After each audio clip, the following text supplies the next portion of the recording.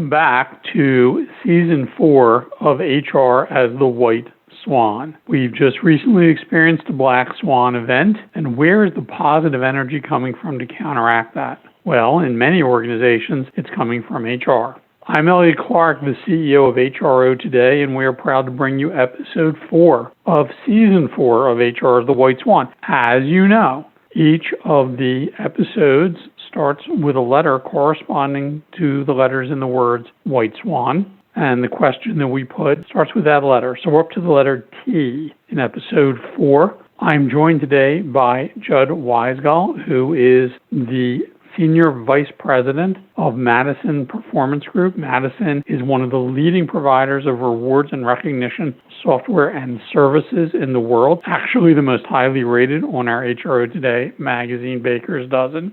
And Judd has been sharing over these podcasts a lot of wisdom about how to deal with cultural issues during the pandemic. Here in Season 4, we're talking about the nuts and bolts of actually best practices. So Judd, welcome to the podcast.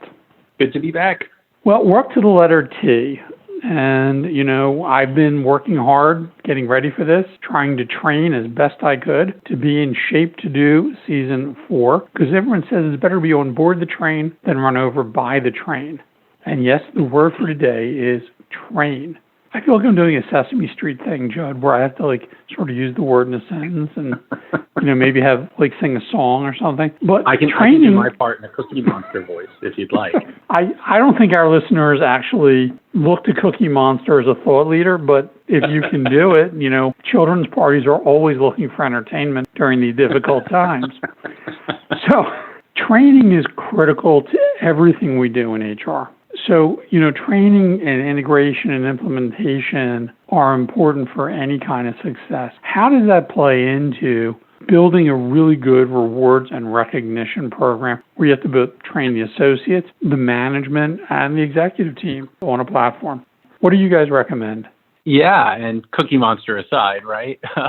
For almost 2 decades, I have heard how important end-user training is to a reward and recognition system. And as it stands now, I think what that originally meant versus what it means today is very different. So let me outline that. In the past, we saw training as either some form of mass coaching, right, on please and thank you, or the sort of how and when and why to use the program or the technology. And the thing is, 20 years on, most folks get this. And most technology is intuitive as long as you have the right partner. And the reality is the tools of any good partner should make using the program pretty easy. So the idea that training, is needed on the use of the system, on the how-to, is kind of like table stakes for most companies' employees. But there is a training needed in the truest sense of the word. And that, I mean, teaching in the hopes of creating habits, a habit that leads to a strong culture of recognition and a pattern of behaviors that supports and drives the goals. And this is primarily done through the design of the program, making it easy to do things like log in, single sign-on. If you're not using single sign-on, that's absolutely something to consider. One password for all. It's sort of the Lord of the Rings, right? One ring to rule them all. So one password, make it easy to log in. A well-planned and thought-out program that's easy to log into and based on the culture that exists today at your organization, but also the one you want it to be, that'll be high impact. And so what we see in order to get to that is that we have committees for such things, which is fantastic. Just be careful that your committee doesn't have too many cooks, right? It's an old adage, but it's a good one. A small, knowledgeable, dedicated team and having a chairperson or the ultimate decision maker is very helpful rather than all decisions being made by committees. We see that quite often. There's not one person that's sort of able to say yes, and there needs to be. And then once you work to gather the ideas and goals and get the program designed in a manner that's easy and efficient and encourages the behaviors you want embodied, it's important that you really give some training around the launch of it all on the back end. More and more, we see companies putting these programs out there and not sharing the most useful and effective ways for not only the end users, but the managers to log in, pull the things they need. And we'll talk about this a little bit more in further episodes. But what I always say is use this opportunity to incentivize them to do so. It's truly amazing to see the take rate or the participation rate, if you will, once everybody understands at the manager level and the employee level how the program works, gets them logging in early and often. So it's really just a matter of you want to train people to use the system. And the best way to do that is get them into it early and often, not waiting for year 1 or 3 or 5 for a service award, but getting the leadership and managers involved early, which we'll talk about more again in another episode, but getting everybody into it often. It will never drive the results you want if they're not in and understanding and gaining the benefit of the tool. So yes, training is a high priority. And in the next episode, we're going to talk more about an area that will prove those efforts. But for now, the key is, in my opinion, to think of training like this, Elliot.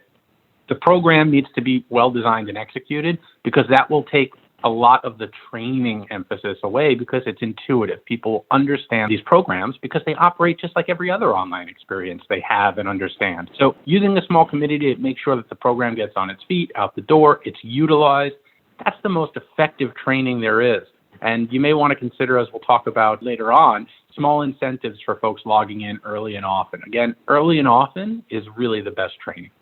How important is it that, the executive leadership or the management level are seen by the associates as sort of modeling good behavior, whether it's having, members of the executive leadership team take part in training programs or be referencing the platform's utilization during, town hall meetings, that kind of thing. Do companies overlook that as part of the training process to sort of get employees to think, I really need to get on there and go through the tutorials? And, your point's well taken about all software should be intuitive. How important is it, that leadership model and that behavior modeling piece for leadership? Yeah, I think it's critical. I think that anything not supported top down, whether it's budget, behavior, insert whatever business line item you want. If it's not supported top down, what we see is that the take rate or the participation rate is typically very low. So for me, when I look at the partners that we have here at Madison that are doing the greatest things with their programs, it's always that it's synonymous with leadership, not just participation, but a fairly largely high degree of involvement. It might not be something they work on daily, but they were involved in it. They had input into it. They continue to have input into it. They understand its value and importance. And I hate to always spoil some of the things we'll talk about in future episodes, but I am going to speak even more about this in some future episodes, because I believe that it starts at the top.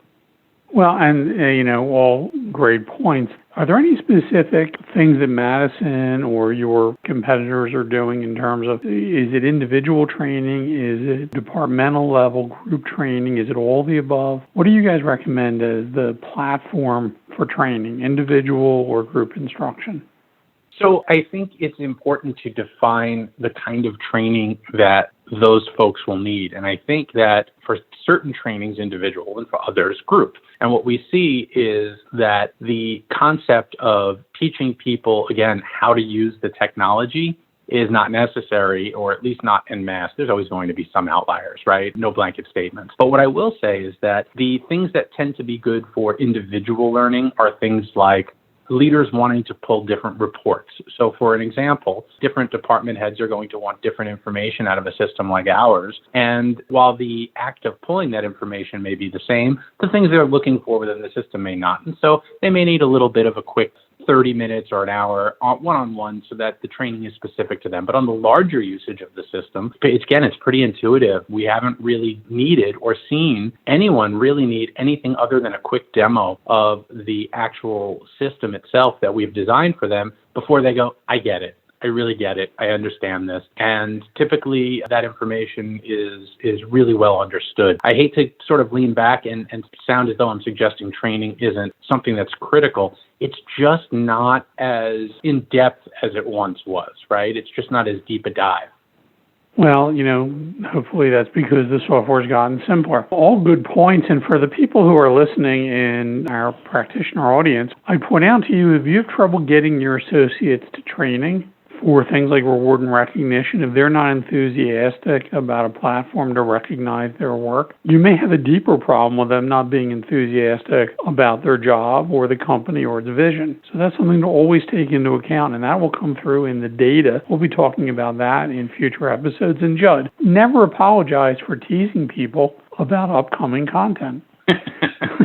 So I want to thank Judd Weisgal, the Senior Vice President of Madison Performance Group. Thank Madison for sponsoring the HR as a White Swan series. We're getting lots of positive feedback from the HR community about things they've done with the Rewards and Recognition Program during the pandemic. Now let's talk about life when we get back to the new normal, as we're doing here in Season 4. So we hope that this was a useful and effective broadcast. And that brings me to the letter E. So I hope you found this effective, but hopefully you'll find episode 5 even more so. And that's your T's. I'm Elliot Clark, the CEO of HRO Today. Thank you for your time and attention. To listen to additional podcasts in the White Swan series, visit www.madisonpg.com. On their website, you can also speak to Judd Weisgal to discuss this topic or to speak to him about your rewards and recognition program.